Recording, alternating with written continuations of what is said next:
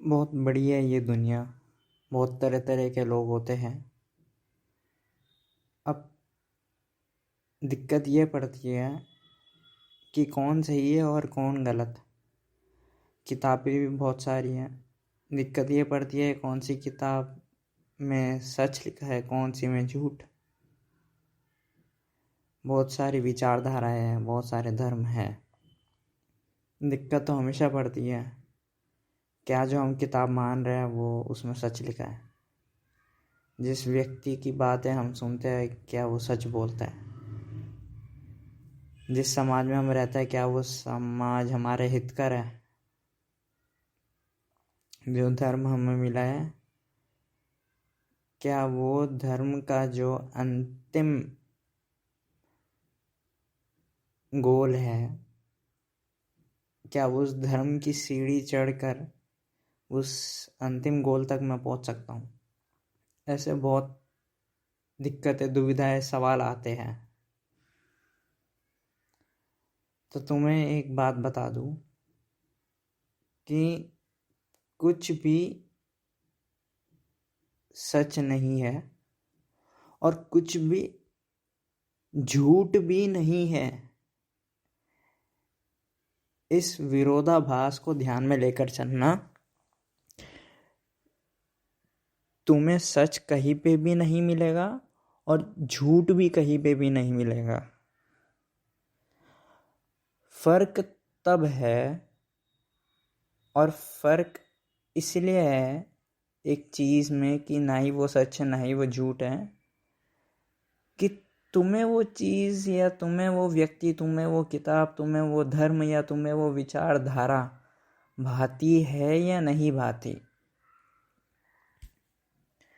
अगर तुम्हें कोई भी धर्म, कोई भी मार्ग, कोई भी किताब, कोई भी व्यक्ति में अगर रस मिलता हो, भाता हो, या मस्ती आती हो, अच्छा लगता हो, आनंद महसूस होता हो, तो वो ही तुम्हारे लिए सच है।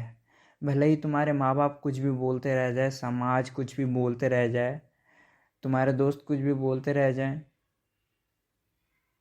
तुम्हारा धर्म जो तुम्हें जन्म से मिला है वो भी कुछ बोलता रह जाए, तुम्हें जिस व्यक्ति में, तुम्हें जिस किताब में, तुम्हें जिस विचारधारा में, तुम्हें जिस भी चीज़ में आनंद मिलता हो, रस मिलता हो, वही तुम्हारे लिए सच है। इस बात को ध्यान रखना, केवल तुम्हारे लिए।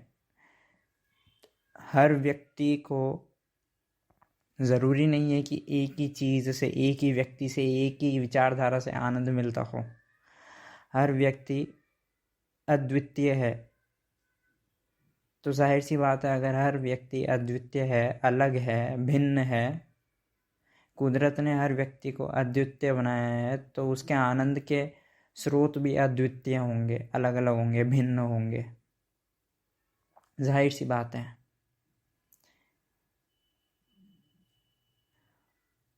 और तुम्हें जिस व्यक्ति में आनंद मिलता है, अगर समाज कहता है कि इस व्यक्ति को मत मानो, इस व्यक्ति की बातें मत सुनो, या तुम्हें जो भी किताब पढ़ के आनंद मिलता है, तुम्हें समाज बोलता है कि ये किताब मत पढ़ो, ये किताब तुम्हें ले डूबेगी, या तुम्हारे दोस्त बोलते हैं, माँ बाप बोलते हैं, या कोई भी समाज बोलता है कि तुम ये धर्म मत पालो, ये धर्म में मत परिवर्तित हो, ये धर्म तुम्हें नुकसान करेगा, दूसरे लोग जो तुम्हें बोलते हैं, अगर तुम्हें आनंद मिलता हो तो तुम्हारे आनंद की अनुभूति यानी एक्सपीरियंस वो तुम ही कर सकते हो।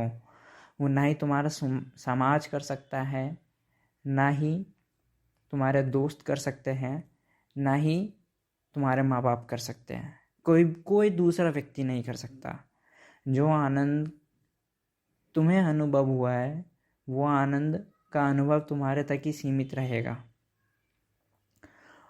और एक बार को मान भी लेते हैं कि समाज, तुम्हारे दोस्त, तुम्हारे माता पिता, सारे दूसरे लोग सही कह रहे हैं कि जिस व्यक्ति को, जिस किताब को, जिस धर्म में परिवर्तित तुम होने जा रहे हो वो तुम्हारे हितकर नहीं है।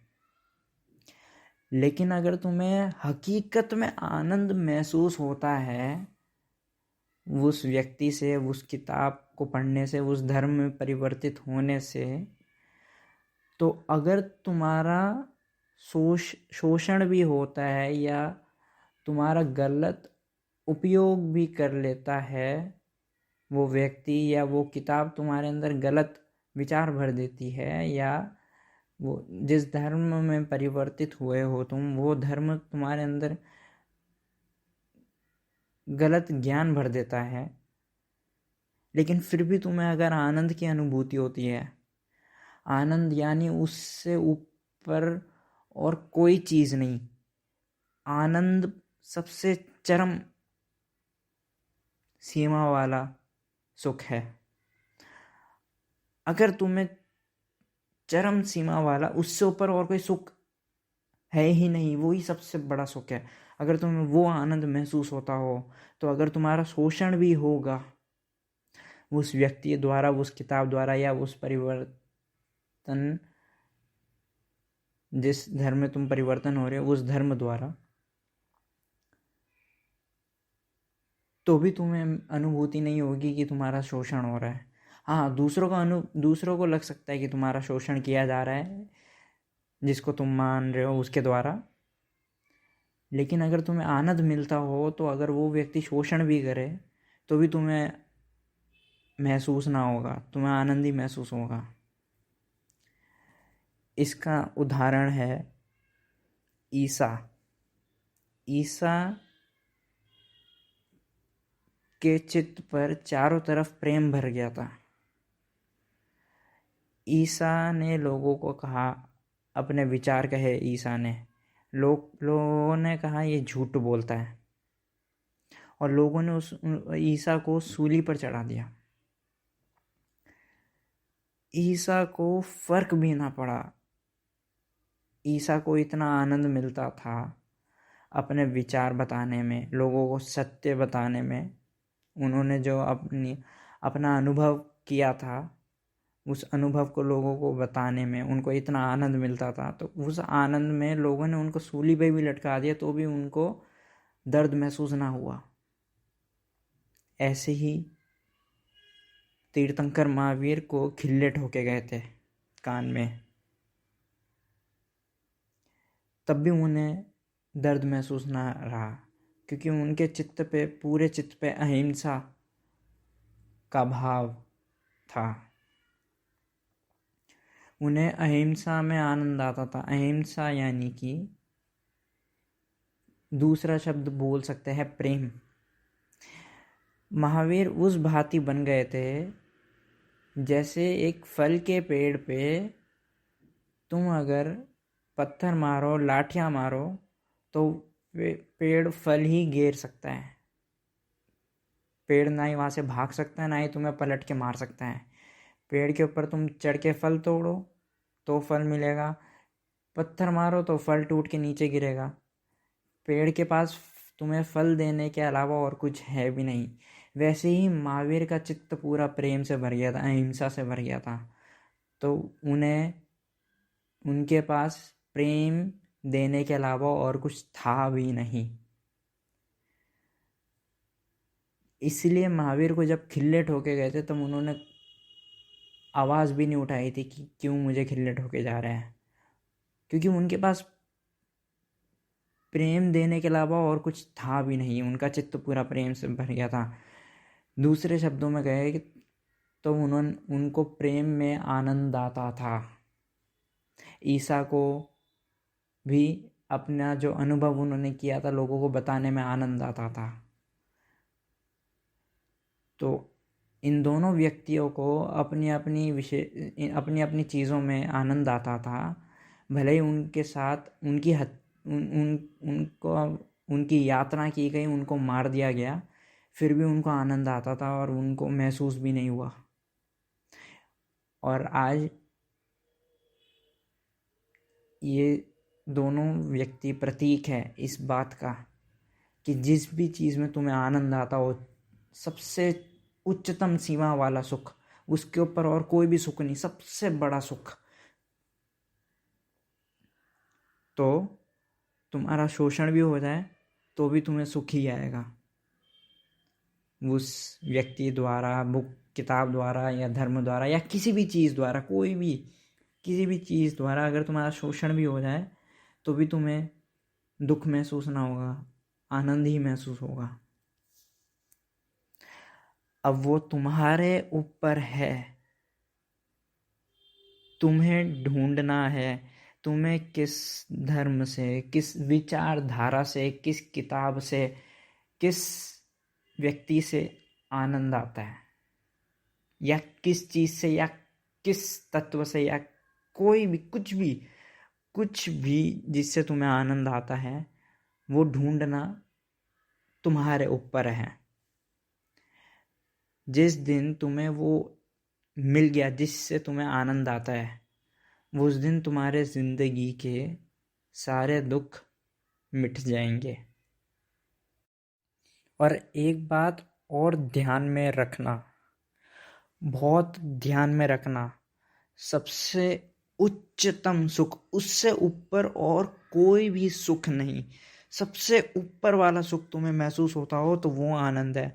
तो अब इसका ये गलत मतलब मत निकाल लेना कि तुम्हें अगर आनंद मिलता है सिगरेट पीने से, दारू पीने से, संभोग करने से, ठीक है, लेकिन फिर सवाल करना कि ये कृत्य तो मैंने कर दिया, इस कृत्य के करने के बाद क्या मुझे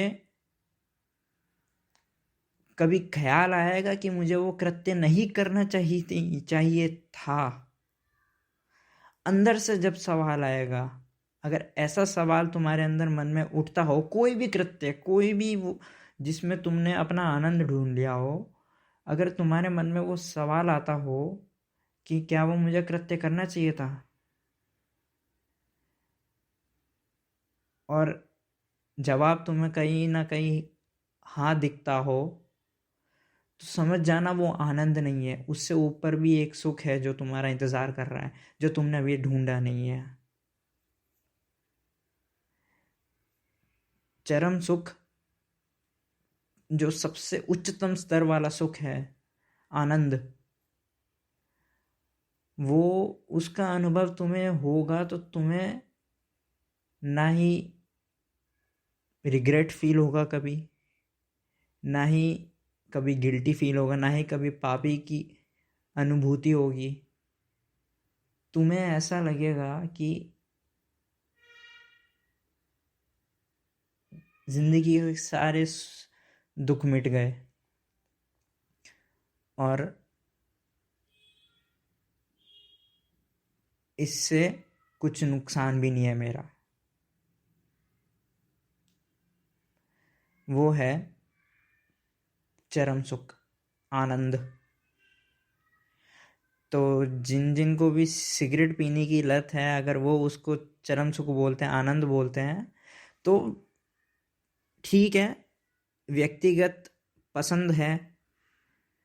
लेकिन अगर सिगरेट पीने के बाद तुम्हारे मन के अंदर ये सवाल उठता हो कि क्या मैंने सिगरेट पी के गलत कर दिया था, क्या मैं रोज़ सिगरेट पीता हूँ, मुझे सिगरेट पीने से सुख मिलता है, एक चैन मिलता है, क्या मुझे सिगरेट नहीं पीनी चाहिए थी, अगर ऐसा सवाल आता हो और जवाब में कहीं ना कहीं हाँ दिखता हो तुम्हारे अंदर ही, तो सिगरेट पीने से अगर तुम्हें जो सुख मिलता है तो उसे चरम सुख का दर्जा मत देना या आनंद का दर्जा मत देना। उससे भी ऊपर एक सुख या उससे भी ऊपर एक आनंद है जो तुम्हारे लिए है, जो तुम अभी तक ढूंढ ना सके। और जिस दिन तुम उससे ऊपर वाला आनंद, और सबसे ऊपर वाला आनंद, सबसे जिसके ऊपर आनंद, जो सबसे ऊपर वाला आनंद है, चरम सुख है, जिस दिन तुम्हें वो मिल जाएगा, तुम्हें जिस भी चीज़ों से सुख मिलता था वो तुम सारे सुख भूल जाओगे और वो ही चरम सुख तुम्हें पाने का मन करता रहेगा बार बार।